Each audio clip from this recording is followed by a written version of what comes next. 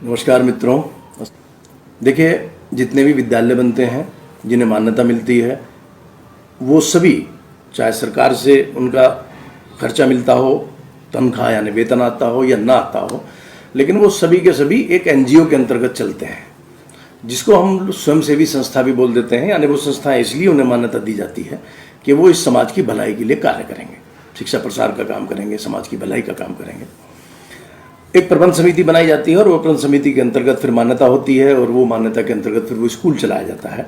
ये होता है। लेकिन हो क्या रहा है? हो ये रहा है कि इन स्कूलों को व्यक्तिगत रूप संपत्ति बना करके और दुकान बना दिया गया है। अब मैं यहाँ ये बात ध्यान रखिएगा, मैं आज जो बात करना चाह रहा हूँ, पहले चूँकि बहुत लंबी बात नहीं हो, इसलिए मैं उन स्कूलों की बात कर रहा हूँ जो सरकारी कहलाते हैं, अर्ध सरकारी होते हैं वैसे वो।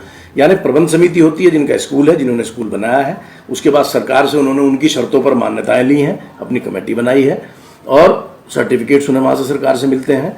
और बाकी उनके रेगुलेटरी जो जितने भी नियम हैं, वो सारे के सारे नियम वही चलते हैं जो बोर्ड के नियम हैं, जो सरकार के बनाए हुए नियम हैं। उन सरकारी स्कूलों की बात कर रहा हूँ। एक मोटा सा उदाहरण समझ लीजिएगा, उन स्कूलों की बात कर रहा हूं जिनके अध्यापकों की तनख्वाह, सैलरी, वेतन सरकार से आता है और ये सीधे उनके खाते में आया करता है, शिक्षकों के, प्रिंसिपल के। उन स्कूलों की बात कर रहा हूं, उन विद्यालयों की बात कर रहा हूं। उन विद्यालयों के अंदर कक्षा 8 तक 1 रुपया भी फीस नहीं ली जा सकती है। 1 रुपये की बात पर जरा ध्यान दीजिएगा, जो मैं कह रहा हूं 1 रुपया भी नहीं लिया जा सकता है। अगली बात पे और ध्यान दीजिएगा, कक्षा 9 से और कक्षा 12 तक, जैसे कक्षा 9 में 24 रुपए और कक्षा 12 में लगभग 28 रुपए, इतने रुपए महीना की फीस है। आप अधिकतम मान लीजिए, फिलहाल उसे एक याद रह जाए इसलिए आप मान लीजिएगा कि लगभग 30 रुपए फीस है एक महीने की, 9वीं से लेकर के और 12वीं कक्षा तक सरकारी सहायता प्राप्त विद्यालयों के अंदर। जुलाई के अंदर, जो अप्रैल में जब नए एडमिशन होते हैं, तो लगभग 105 रुपए की फीस उस समय होती है, जिसमें ये वाले 30 रुपए इंक्लूड हैं। यानी इससे अलग लगभग 70 रुपए और होते हैं। उसमें 2-3 तरीके की और चार्जेस हैं, उनके बारे में अलग से बात करेंगे। तो वो सारे के सारे, यानी कितनी फीस हुई? 100 रुपए एक महीने की, और बाकी 11 महीने में जरा हिसाब लगाइएगा, लगभग 300 रुपए, 400 रुपए, 450 रुपए, 425 रुपए, ये बमुश्किल इतनी फीस बैठती है पूरे साल की। और आप कितनी फीस दे रहे हैं?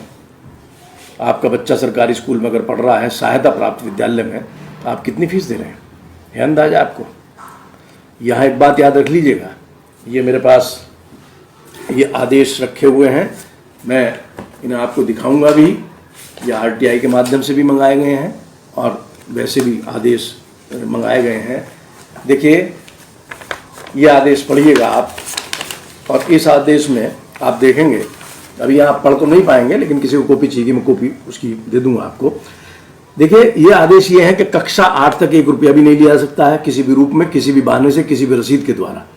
और इसके अलावा प्रवेश यानी एडमिशन के नाम पर जो आपके साथ लूट होती है, जो बिल्डिंग फीस ली जाती है, जो दुनिया भर के चार्जेस आपको बता दिए जाते हैं, आप नहीं ले सकते हैं। आपके साथ जो ये छल किया जाता है कि सीट कम हो गई हैं, एडमिशन खत्म होने जा रहे हैं, ऐसा नहीं है। सरकार के द्वारा संख्या निर्धारित कर दी गई है 80 और 120, और आप ध्यान करिएगा, जब तक ये संख्या पूरी नहीं होती है तब तक तो कोई एडमिशन को मना कर नहीं सकता। और सब स्कूल, ज़्यादातर स्कूल आज बैठे हुए हैं इंतजार में कि बच्चे आ जाएं मेरे यहाँ, लेकिन माल को महंगा करके बेचने की जो आदत है ना, वो दिखाने की आदत होती है, अरे जगह नहीं है भाई हमारे यहाँ तो, और उस लुटाई में आप आ जाते हो। 1000-2000 रुपये उनको एडमिशन फीस आप दे आते हो।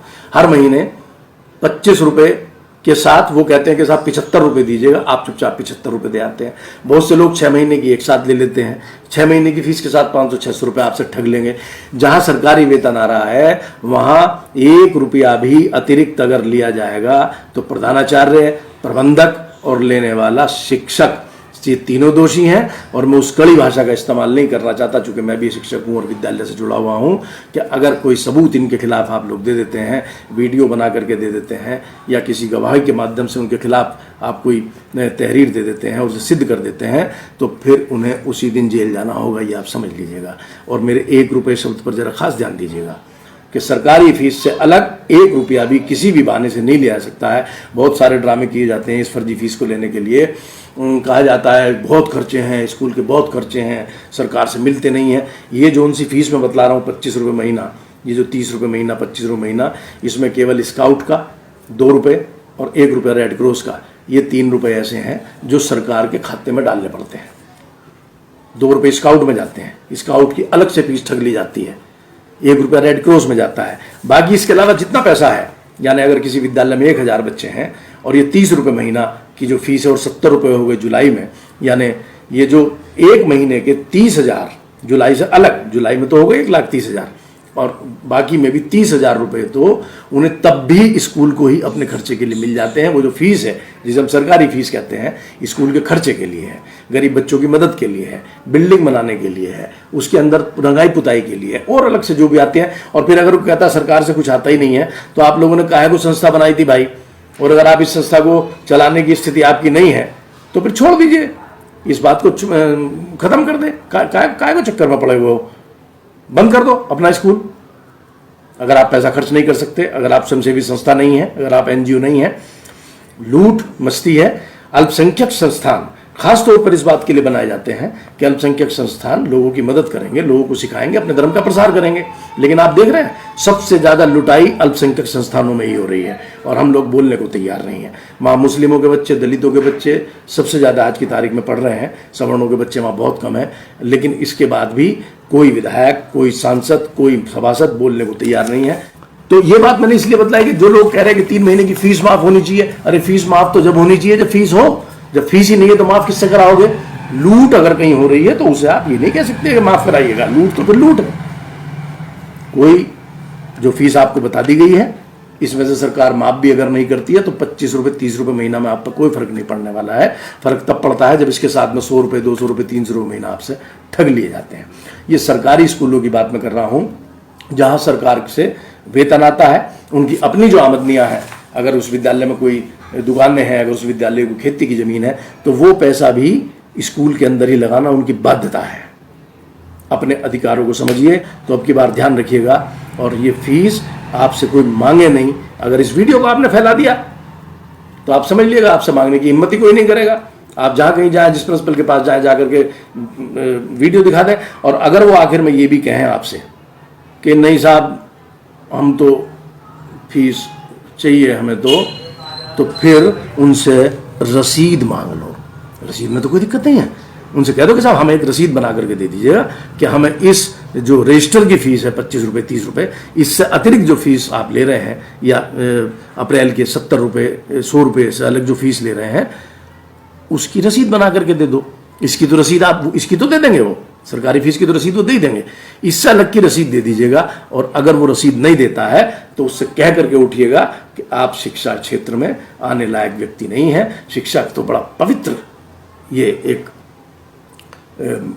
मार्ग है, बहुत पवित्र व्यवसाय है और इस व्यवसाय को कलंकित करने के लिए जो लोग, जो प्रबंधक, जो प्रधानाचार्य, जो शिक्षक इसमें आए हैं और स्टिंग ऑपरेशन में जब पकड़े जाते हैं, अब की बार या कि ये पहले भी स्टिंग ऑपरेशन में कई सारे शिक्षक पकड़े जा रहे हैं, क्योंकि प्रबंधक ने कह दिया प्रिंसिपल को, प्रिंसिपल ने कह दिया टीचर को।